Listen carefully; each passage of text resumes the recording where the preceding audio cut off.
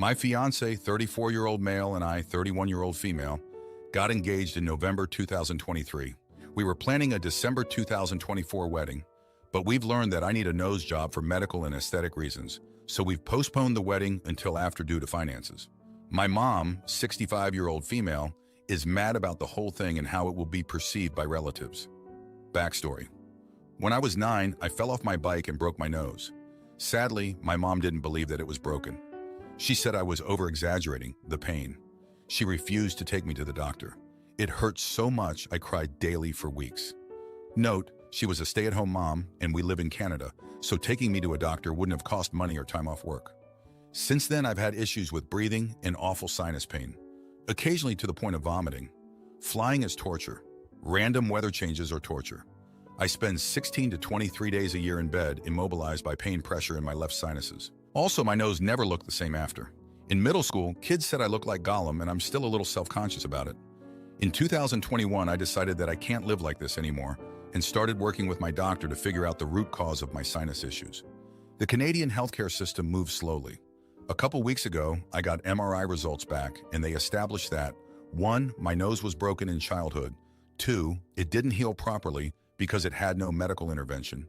3. I need surgery for my nose and sinuses to work, so I can live and breathe like a normal person. Since they're doing surgery on my nose anyway, I decided I want my nose's aesthetic fixed at the same time.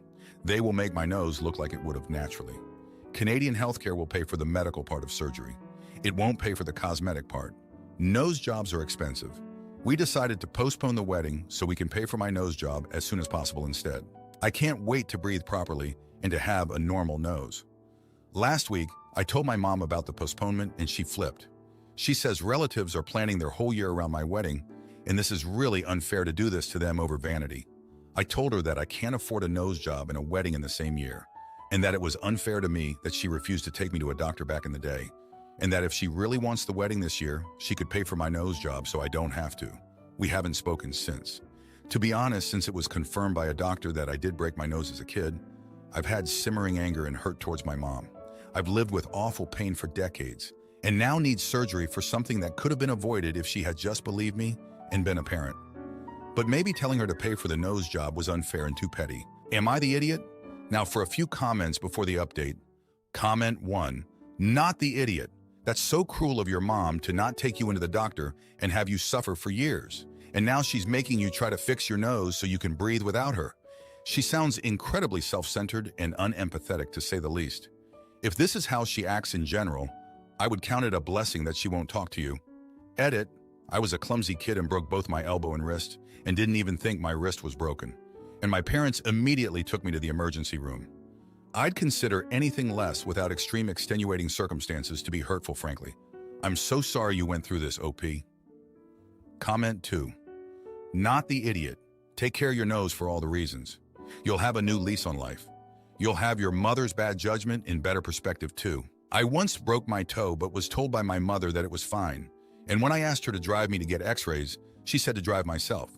So I did, using my broken-toed foot on the brake and accelerator all the way there and back. I feel you, OP. Your wedding will happen when you reschedule it. After all the rescheduling during Infection 19, to have a wedding at all seems like a minor miracle. Your mother has no choice but to get over it, and she will eventually. Now for the update, thanks for all the comments on my last post. Things have gotten even messier since then. So my mom finally called me back after days of silence. She said she'd been talking to my aunt, who's a lawyer, about the whole situation. They came up with a plan. My mom would loan me the money for the nose job, but with a catch.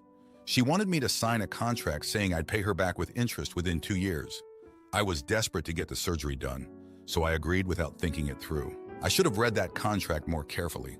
Turns out the interest rate was way higher than any bank would have offered, but I signed it and the surgery was scheduled. I was so focused on finally being able to breathe properly that I didn't consider the consequences.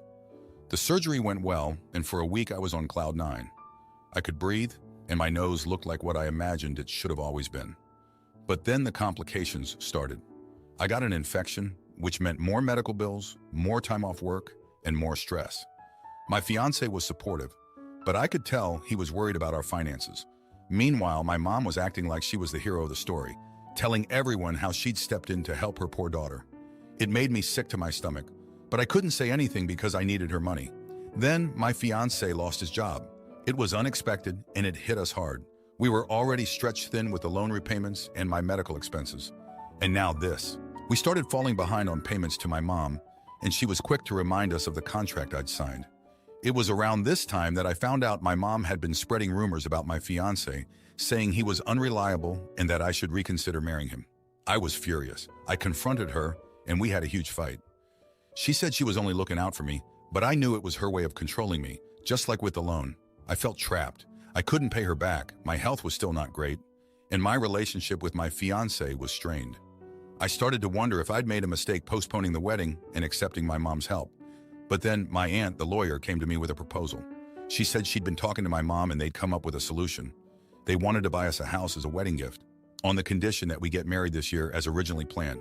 It sounded too good to be true, and it was exactly what we needed to get back on our feet. I was skeptical, but my fiance thought it was a great opportunity. We wouldn't have to worry about rent or a mortgage, and we could finally start saving money. So we agreed. We moved up the wedding date and started planning again. But I couldn't shake the feeling that there was a catch. My aunt wouldn't give me a straight answer about the terms of this gift, and my mom was being unusually nice about the whole thing. The wedding was very eventful. It was beautiful, but it felt like a show my mom was putting on for our relatives. And as soon as it was over, the other shoe dropped. The house wasn't a gift, it was another loan, and this one was even bigger than the nose job. My mom and aunt had drawn up a contract that tied us to them financially for the next 30 years. I felt betrayed and stupid for falling into their trap again. My fiance was upset too, but we were stuck. We'd already moved into the house and there was no way we could afford to move out and find a new place with everything else going on. So now, here we are, newlyweds with a mountain of debt, living in a house that feels more like a prison than a home. My relationship with my mom is worse than ever, and I'm starting to resent my aunt too. I thought this surgery would solve all my problems, but it's just created new ones. Thanks for reading. My brother's fiance tries to hijack my Colorado home for their wedding and stick me with the bill.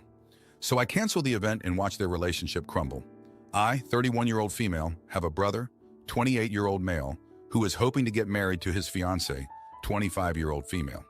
They have been in a relationship for a long time, have kids and a house together, so she isn't someone who's new to the family. We're all European, but I own a gorgeous house in Colorado. It is in the middle of the mountains, surrounded by forests, has huge windows looking out on my acres surrounding. It truly is stunning and a dream come true. A couple of months ago, my brother came to me and asked me if they could use my house for a destination wedding. While I was hesitant to host a goddamn wedding in the house of my dreams, I can absolutely understand how my dream home is her dream venue. I told him they absolutely could, but had some rules, despite me not living there. 1, no more than 25 guests. It truly is in the middle of nowhere, so guests would have to sleep at the house, and I simply do not have room for more. 2, nothing that permanently alters anything in or around the house. 3, no smoking indoors. 4, any damage done by them or their guests would have to be paid for. Since I'm quite protective of the house, I offered to decorate and find a caterer, and that would be my gift to them. So I'm providing them with a venue, food, and decorations. I am currently almost $10,000 into my gift because it's my brother's wedding and it's what I wanted to do. Now shoot has hit the fan. His fiance decided she needed at least 45 guests. While I was willing to be flexible by 1 or 2, but 20? No idiots here. I asked her if she wanted to stack them and she got salty. On top of that, she wants me to pay to fly her family in because I fronted the money to my other brother. He is paying me back because he couldn't afford a ticket. I told her no, and again I got sassed. On top of that, she wants me to build a pergola, which I actually considered, paint my living room, cover up the beautiful wood, so frick no, and also pay for the drinks. I said no, I've done enough. She has now taken it upon herself to tell people I'm going back on my promises, that I left her hanging, that she can't afford the super expensive wedding I made her plan, and even went as far as to uninvite my grandparents just to spite me. Her words were, "You wanted me to cut back on guests, so I'm picking your family? I'm getting at least 2 messages a day asking me why I'm ruining her day, if I'm jealous." Today she called me to tell me that if I keep going out of my way to make her miserable, I and my rescues, 2 of my children are adopted, would not be invited either.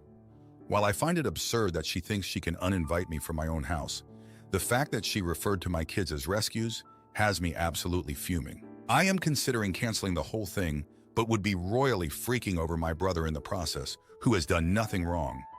So is her shoot show overshadowing my need to protect my brother from a giant financial hole? I don't know. Edit to AD, I do not live in CO. We all live in our home country in Europe.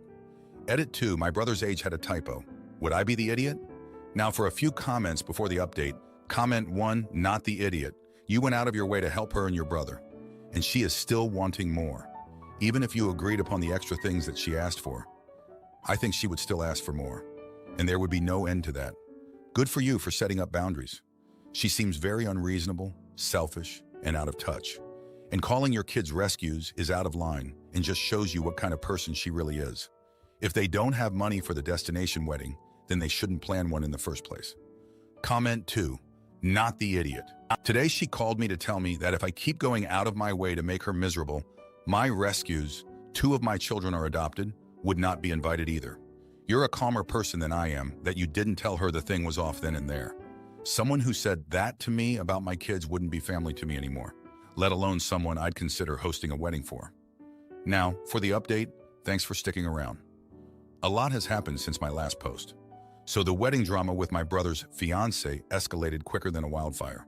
After the whole rescuing comment about my kids, I was ready to cut her off completely. But before I could even make a move, she did something that made my blood boil. She went behind my back and booked a local band to play at the wedding without even asking me. And guess what? They're a 10-piece ensemble. Where on earth was she planning to put them in my living room? I confronted her, and she had the nerve to tell me that since I was being difficult, she took it upon herself to make her dream wedding happen. She even had the audacity to suggest they could set up in my bedroom to save space. My bedroom! I shut that down immediately, but it didn't end there. She somehow convinced my brother that the band was non-negotiable. He came to me, all apologetic, saying it meant the world to her. I love my brother, but this was too much. I told him the band was not happening, and if she couldn't respect my rules, then maybe they should consider another venue. The next day I found out she had posted pictures of my house on social media, bragging about her upcoming fairy tale wedding. My private sanctuary was now splashed all over the internet for strangers to gawk at. That was the last straw. I called my brother and told him the wedding at my house was off. He was crushed and I felt terrible, but I couldn't let her walk all over me. He tried to reason with her, but she wouldn't budge on her demands. It was like watching a train wreck. In the end, he saw her true colors. He called off the wedding entirely, saying he couldn't marry someone who had so little respect for his family. It was a tough decision, but he said it felt like a weight had been lifted. I thought that was the end of it. But no, she had one more card to play. She threatened to sue me for all the wedding expenses she'd incurred, said I had made a verbal contract with her. Luckily, I had all our conversations in writing, and there was no way she could pin anything on me. She tried to drag my name through the mud, but everyone who knew me knew the truth. In the aftermath, my brother moved back in with me for a while. He's been picking up the pieces of his broken relationship, and I've been there for him every step of the way. It's been tough, but we're getting through it together. Thanks for reading. My ex-husband ditched me for someone younger and left me with debt, but when he got sick and wanted to move in, I said no and watched his own kids scramble to pick up the pieces. My ex-husband and I had 3 children, 25-year-old female, 23-year-old female, and 22-year-old male. We separated 4 years ago after he said he was tired of seeing my old face every day and wanted to find someone younger. His words to my face when asking for a divorce. The divorce was a mess. He tried in every way to take everything I had, and I even had to take on half of his debts. Long story short, I never talked to him again face to face, and we only talk through lawyers when it's something about our children. Months ago, from my children, I found out that he was diagnosed with cancer, and it is in an advanced stage. I didn't say anything more about it because any topic related to him doesn't appeal to me, but I decided to support my children and stay by their side. Yesterday, my 3 children all live with me, sat down with me, telling me that their father could no longer work, chemo plus cancer, and wouldn't be able to stay in his current home, so he had nowhere to live, and they would like for him to live here in these last stages. I immediately said no, and that I felt offended that I had even been asked that question, knowing how much he and I dislike each other. They started to argue, saying that our house was his last option because his relatives couldn't, and they didn't want to leave their father without a home, and that I should think about them. I asked who would take care of him when things got worse because all 3 of them work outside the home, and I work from home, or who would cover all of his financial and medical expenses. They didn't know how to answer, and that they would decide between the three of them to help their father and not be so burdensome for me, and that all three of them were willing to let their father live in our house. I said that despite valuing their opinion on any other matter in the house, this matter is my decision alone, and it remains a no. They called me heartless and don't think that they are just trying to give their father a place to live, not my ex-husband. And I was being petty about all the things he did and not thinking about them. They're still pressuring me to change my mind, especially with their father only having 15 more days in his house. But I can't feel anything other than offended that they ask that, knowing how much the divorce messes with depression and anxiety. My ex got in touch on my personal number, asking to rethink and leave the past behind just in these last moments. Funny that he asked me, but not his ex is much younger than me. Am I the idiot? If you want to know, the oldest is waiting for her own house to be ready, and the two youngest are still unable to live alone, and I don't care about them still at home. Now, for a few comments before the update. Comment 1. Not the idiot, not at all. Your children are totally unfair to ask this of you. My ex got in touch on my personal number, asking to rethink and leave the past behind just in these last moments. Funny that he asked me, but not his ex is much younger than me. Probably because he's realized far too late that behind that old face is a good, decent person who's more beautiful than his exes will ever be. His bad, his regret to carry, stand firm on no being a complete sentence. All the very best to you. Comment 2. Tell him he can ask his much younger and cuter exes. After all, you wouldn't want to bother him with your old face every day. Not the idiot. And do your kids know how he treated you? I understand not getting involved with my parents' grievances, but as a child in that situation, I would never consider even asking my mother to care for my father if I knew how he treated her. ETA, this would be my hill to die on. Now, for the update, thanks for the comments on my last post. Well, things escalated quickly after I last wrote. My eldest, the 25-year-old, decided to take matters into her own hands. She went behind my back and moved her dad into her soon-to-be-ready house, even though it wasn't fully finished. I found out when I overheard her on the phone with a contractor, begging to speed up the final touches because her dad was coming to stay. I was livid. Not only had she gone against my wishes, but she'd also put herself in a financial bind. She'd taken out a loan to cover the additional costs, and now she was struggling. The other two, they were just as shocked as I was, but quickly jumped on board with their sister's plan, offering to chip in where they could. The next day, my ex called me, his voice weak and shaky, thanking our daughter for her help and apologizing for the past. He said he never expected forgiveness, but was grateful for the chance to be close to his kids in his final days. I didn't know what to say. Part of me was still angry, but another part felt a twinge of something. It wasn't forgiveness, but it wasn't pure resentment either. Then the shocker dropped. My middle child, the 23-year-old, confessed that she'd been helping her dad with his medical bills for months. She'd been working extra shifts and had even sold some of her things to help out. She didn't want to burden anyone with the knowledge, but she couldn't keep it a secret any longer. She was exhausted emotionally and financially. The youngest, the 22-year-old, he was struggling too. He'd been trying to act strong for his sisters, but the truth was, he felt torn between his loyalty to me and his desire to help his dad. He'd started to skip work to spend time with his father, risking his job in the process. I was overwhelmed. My kids were sacrificing so much, and here I was stuck in my own feelings about their father. I had to do something. So I made a call to my ex's family, the ones who'd said they couldn't take him in. I told them everything, about the kids, the sacrifices, the secret financial help. I didn't mince words. I told them it was time they stepped up. To my surprise, they agreed. They hadn't realized the full extent of the situation and promised to start contributing more, both in terms of time and money. It was a small victory, but it felt significant. The house was quiet that night. The kids were with their dad, and I was alone with my thoughts. I realized that while I couldn't just forget the past, I couldn't let it dictate our future either. My kids needed me, not to hold on to old grudges, but to support them through this tough time. The next day, I sat down with my children and we talked. Really talked. We laid out a plan for how we could all contribute to their father's care without overextending ourselves. We set boundaries and made sure everyone's needs were being considered, including my own. It's been very eventful, but we're managing. My ex's family is helping out more, and the kids are feeling less burden. As for me, I'm learning to let go of the bitterness, bit by bit. It's not easy, but I'm trying, for my kids. Thanks for reading. If you like this video, you'll probably like these too. Also, while you're here, please consider subscribing. It's your support that keeps this channel alive and allows me to make better and longer videos. Have a great day.